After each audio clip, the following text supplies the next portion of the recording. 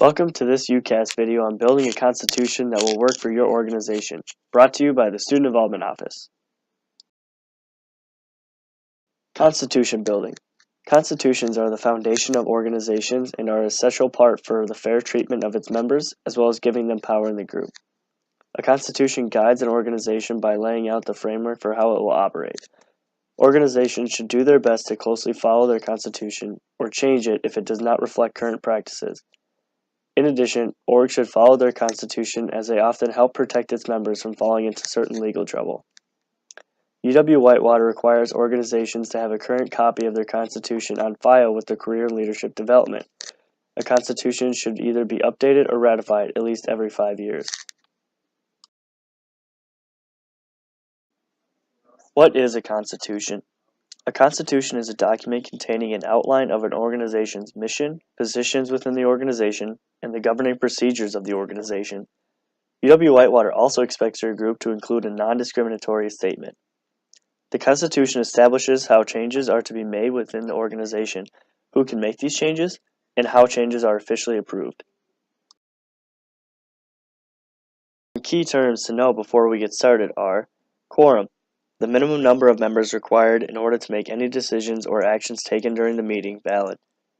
Officers, normally the leadership of an organization with their own specific duties as outlined in the Constitution. The Executive Board, the team that makes up leadership. This body is often allowed to make certain decisions on behalf of the entire organization. Amendment, a change to the Constitution.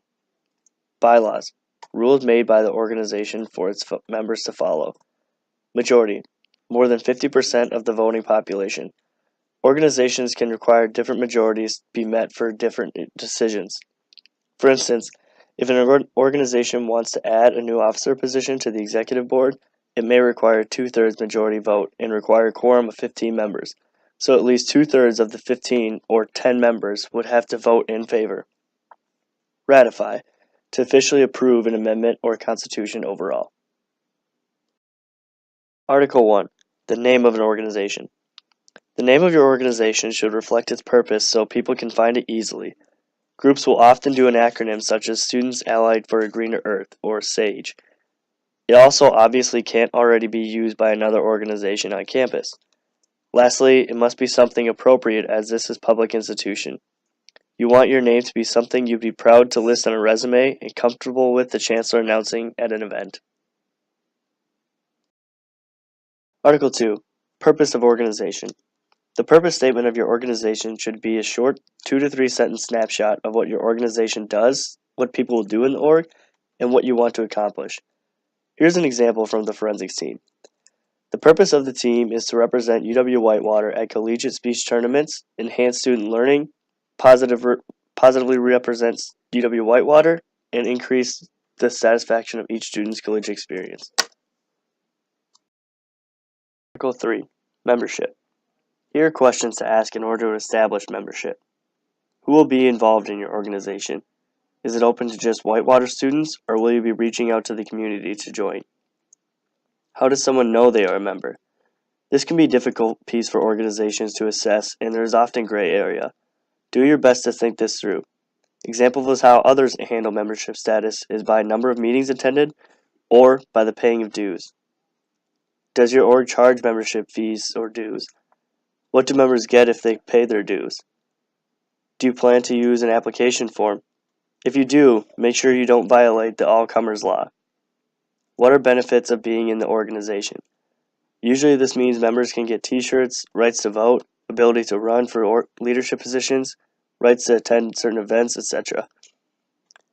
The University of Wisconsin-Whitewater requires you place a non-discrimination statement in your constitution as an indication your organization does not illegally discriminate. The non-discrimination statement provided by the UW-Whitewater is found in the resources of this uCast and specifically covers identities like gender and age, those that are protected by law. Article 4. Organizational leadership. Often, organizations will have leadership positions with their own specific responsibilities.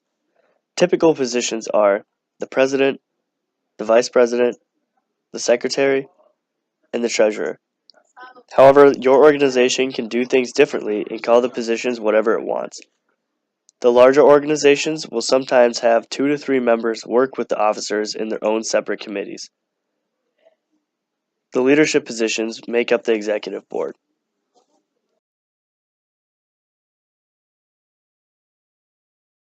Other things to consider regarding leadership positions are the term of office.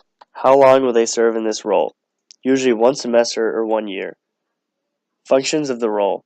Explain the responsibilities of the role and make sure they are specific enough to avoid overlap. When these positions are held, who is eligible to run for office? How long should they have been a member before they can run? How many semesters must they have been at Whitewater? Other. Campus policy says that all leadership positions need to come from UW-Whitewater and be current students. How to remove these officers if they need to be removed. And what is the procedure for removal of office? Article 5.